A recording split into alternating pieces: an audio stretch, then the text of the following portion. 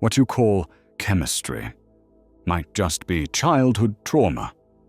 People talk about love at first sight as if it's some magic lightning bolt.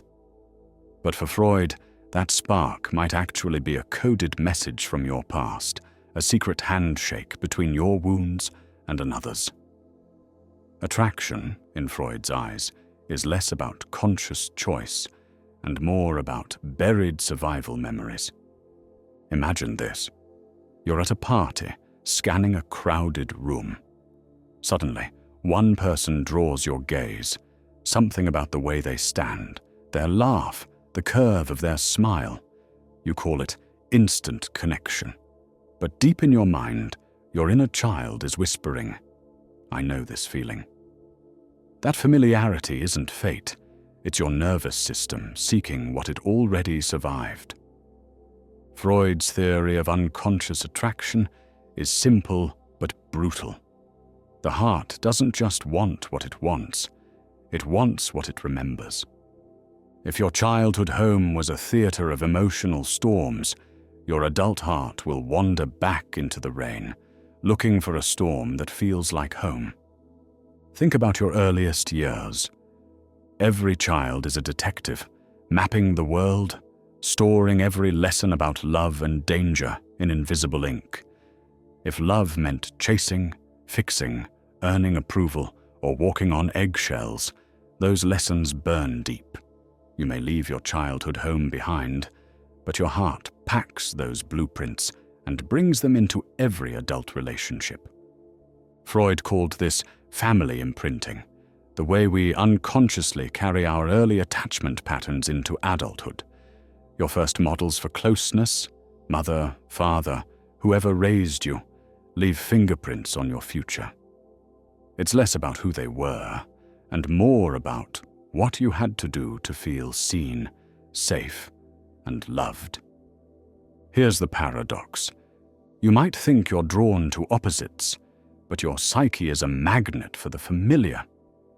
You find yourself gravitating toward partners who echo your original caretakers, sometimes their warmth, often their wounds.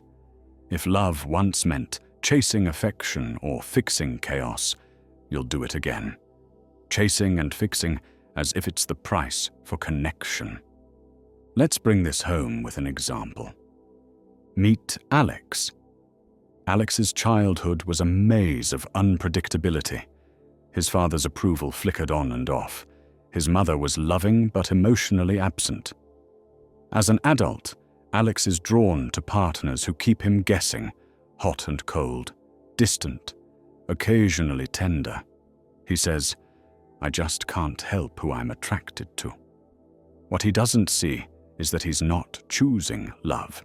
He's chasing the blueprint his nervous system carved years ago, confusing anxiety for excitement. Psychodynamic attraction is the engine behind these patterns. It's like your heart is a compass, spinning until it lands on someone who activates your deepest lessons. The longing, the spark, the pain, it's all a callback to a story your body already knows. Freud believed our unconscious does not care about happiness. It cares about survival, about what's familiar, even if it hurts. That's why, for so many, love feels less like safety and more like a high-wire act above an old pit of wounds. He wrote, "Being entirely honest with oneself is a good exercise, but honesty here means looking at your love life not as a series of random events, but as a map drawn by your hidden history." What does trauma matching look like in real life? It's the fixer who always finds the broken, the child of neglect who can't resist the emotionally unavailable, the peacemaker who ends up with the one who thrives on conflict. Each thinks it's fate, but it's really a trauma bond, a haunted dance where each person's wounds fit together like pieces of a lock and key. This isn't about blame. Your nervous system did what it had to do to survive. But the problem is, it learned to call danger love. to call unpredictability passion, to call walking on eggshells chemistry. Most people never question these patterns.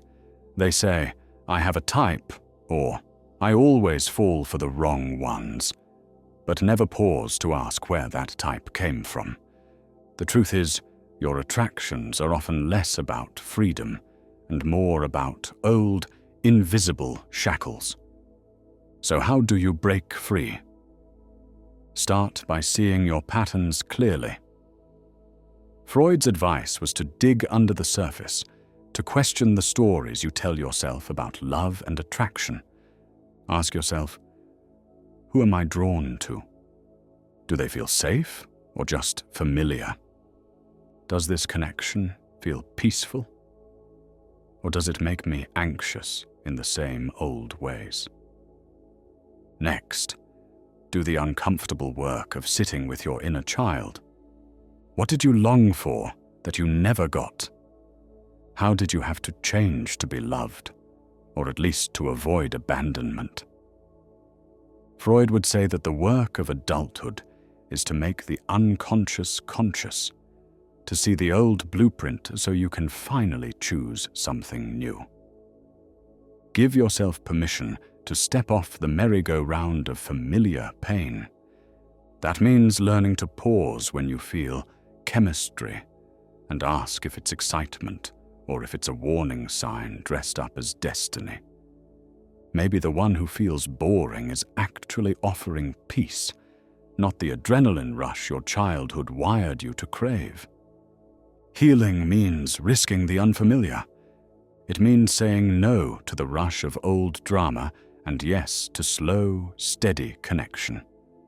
It means practicing honesty, not just with partners, but with yourself. Freud's insight wasn't just about the past, it was about freedom. He believed that when you see your own patterns, you get to choose differently, even if it feels awkward or scary at first. If you notice you're chasing what hurt you, step back and give yourself grace. You learned these patterns for survival.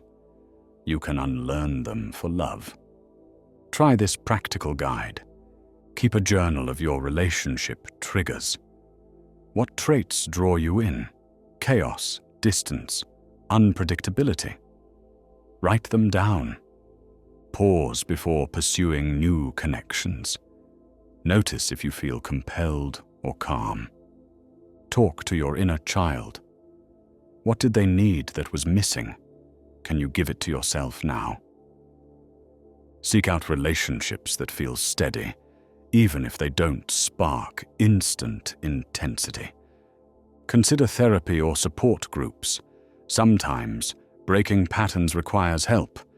And above all, remember, you never really chose them. Your wounds did. But now you get to choose for yourself. It didn't feel safe. It felt familiar. So next time your heart races toward someone new, ask, is this chemistry? Or is it an echo from a place I've already survived? Freud knew that being honest with yourself is the start of true freedom. If you're ready to stop letting old wounds steer your life, subscribe for more on Freud, dark psychology, and the art of choosing love with your eyes wide open. Share your experience in the comments. When did you realize your attractions weren't accidents? Let's learn to choose, not just repeat.